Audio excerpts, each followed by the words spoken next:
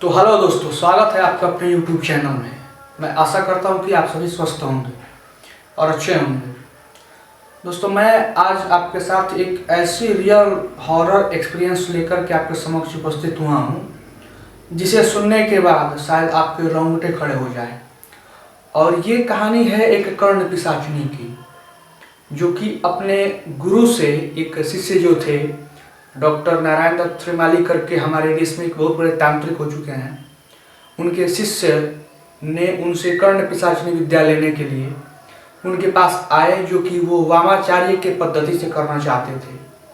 और ऐसा कहा जाता है कि वामाचार्य के पद्धति से अगर कर्ण पिशाचिनी को सिद्ध किया जाता है तो वो जल्द ही सिद्ध हो जाती है, यानी कि 3 दिन में ही सिद्ध हो जाती है।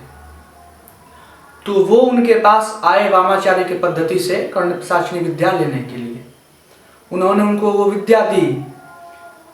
और दोस्तों, इसमें एक ना वो खास बात होती है कि अगर आप कर्ण पिशाचिनी को साधने जा रहे हो तो उससे पहले आपको कुछ सिद्धियों को करना आवश्यक होता है, क्योंकि वो एक अतृप्त और अदृश्य बहुत ही पावरफुल एनर्जी होती है वो कर्ण पिशाचिनी, जिसका आप अंदाजा नहीं लगा सकते। तो ऐसा ही हुआ उनके साथ कुछ कि उनकी जो साधना थी वो थी कृष्ण पक्ष की त्रयोदशी तिथि से इसकी साधना की जाती है। 3 दिनों की, त्रयोदशी, चतुर्दशी और अमावस्या, ये 3 दिन की होती है। इसमें क्या होता है कि ये जो 3 दिन की प्रक्रिया होती है उसमें आपको कम से कम लगभग 2 सप्ताह पहले से ही, यानी कि 10-12 दिन पहले से आप कह सकते हैं कि उसमें आपको 10 दिन पहले से, 12 दिन पहले से ही अपने आप को जितना हो सके उतना ही मलिन रखना है। अपने कपड़े को, अपने ऊपर जितना गंदगी हो सके रखना है। यानी कि सीधे शब्दों में आप कह सकते हैं कि आपको मुंह नहीं धोना है, बाल नहीं कटाने हैं, दांत साफ नहीं करने हैं, नहाने नहीं है, कपड़े नहीं बदलने हैं। और इसके बीच एक ये भी कहा जाता है कि वो 3 दिन के बीच आपको निराहार ही रहना होता है, कुछ खाना भी नहीं होता है आपको दोस्तों। और इन 3 दिनों के बीच में जो भी आप मल मूत्र का त्याग करते हैं अपने शरीर से, और ये साधना एकांत में ही बैठ के करनी होती है। जब आप ये साधना कर रहे हो तो आपको कोई देखे, रोके, टोके नहीं। और इसकी साधना करने से पहले आपको किसी एक विशेष और विद्वान, जो एक गुरु हो जिसको इसके बारे में पूर्ण रूप से ज्ञान हो, उसी के समक्ष, उसी के अंदर रह करके इस विद्या को संपूर्ण करना चाहिए, इसकी सिद्धि करनी चाहिए।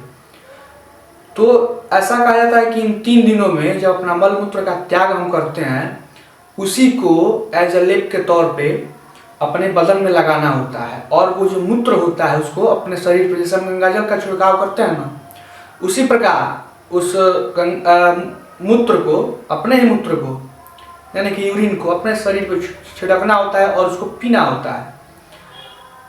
और इससे सेहत भी बिगड़ती है बहुत ज़्यादा। लेकिन वो होता है ना कि हम कुछ पाने की चाह में इतने अंधे हो जाते हैं कि हमको कुछ दिखता नहीं है कि हम क्या करने जा रहे हैं। किसी चीज़ को पाने में या फिर किसी के प्रतिशोध में इतने हम अंधे और पागल हो जाते हैं ना कि हमको कुछ दिखता ही नहीं है कि आगे कितनी खाई है या फिर आगे हमको क्या हो सकता है। बस यही है कि हम लोग बिना सोचे समझे इसकी साधना करना शुरू कर देते हैं। तो ये 3 दिन की साधना होती है। 3 दिन के बीच में होता है कि कर्ण पिशाचिनी जो होती है वो दूसरे दिन एक 25-26 वर्ष कन्या की रूप लेकर के आती है, और जो साधक होता है उससे इंटरकोर्स करना चाहती है। बहुत सारे साधक ऐसे होते हैं कि वो डर जाते हैं, नहीं कर पाते हैं 2 दिन में, 3 दिन में, और एक बार में उनको सफलता नहीं मिलती है, 2 बार 3 बार उनको सफलता मिलती है। तो उनके जो शिष्य थे डॉक्टर नारायण दत्त त्रिमाली जी के, वो 2 दिन में नहीं कर पाए। दूसरे दिन वो कर्ण पिशाचिनी आई उनके समक्ष और उनके गोद में आकर के बैठ गई और उनसे इंटरकोर्स करने का प्रयास की, लेकिन नहीं हो पाया। तीसरे दिन भी वैसा ही हुआ, तब जाकर के कहीं तीसरे दिन उनसे वो इंटरकोर्स कर पाई। और उनके गुरु का दिया हुआ एक, ऐसा कहा जाता है, गुरु का दिया हुआ एक हड्डियों की माला होती है जिसमें शायद 54 बीड्स होते हैं, उसको जपना होता है। उसी को एक जपना होता है और एक गले में धारण करना होता है। तो वो कर्ण पिशाचिनी जब उनके गोद में बैठी इंटरकोर्स करने के बाद, तो उनके गले में जो हड्डी की माला थी उनको निकाल करके अपने गले में धारण किया और अपने गले में से एक माला उनके गले में धारण कराई और बोली कि मैं अब तुम्हें सिद्ध हुई। तो वो ऐसा करके उनको कर्ण पिशाचिनी को सिद्ध कर लिए। और ये बात यहीं खत्म नहीं हुई। ऐसा कहा जाता है कि कर्ण पिशाचिनी की सिद्धि कर लेने के बाद कम से कम 10 दिनों बाद तक भी आपको वैसे ही मलमूत्र का त्याग करके पाना होता है, भक्षण करना होता है, पीना होता है, या फिर अपने शरीर पर उसका लेपन करना होता है।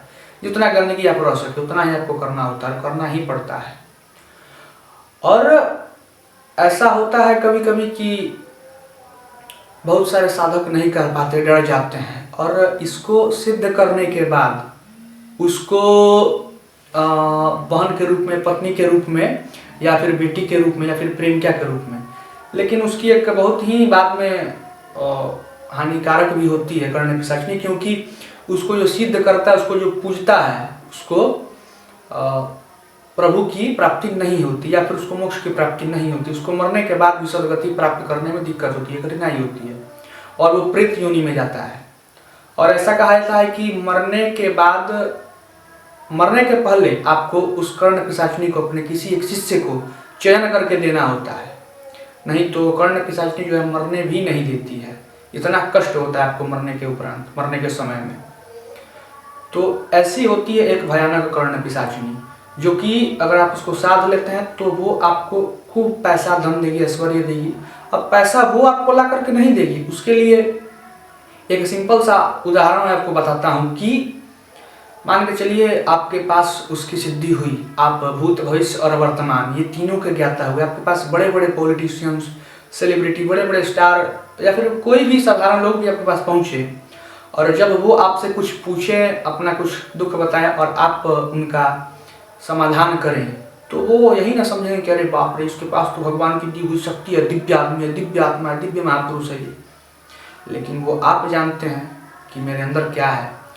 मान के चलिए कि मैं कर्ण पिशाचिनी को सिद्ध किए हुए हूँ, और मेरे बगल में अगर कोई बैठा है तो वो नहीं जान पाएगा कि मैं क्या कर रहा हूँ, कैसे कर रहा हूँ, कैसे बता रहा हूँ।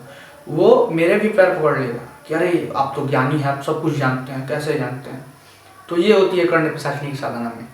तो वो जब आप ऐसा करिएगा, उसका समाधान करिएगा, बताइएगा, तो वो अगला आदमी आपको पैसा देगा, गाड़ी देगा, घर देगा। जो बड़ा बड़ा सेलिब्रिटी स्टार जो है, यही होता है कि कर्ण पिशाचिनी को साथ लेने के बाद आपको माला माल कर देती है, लेकिन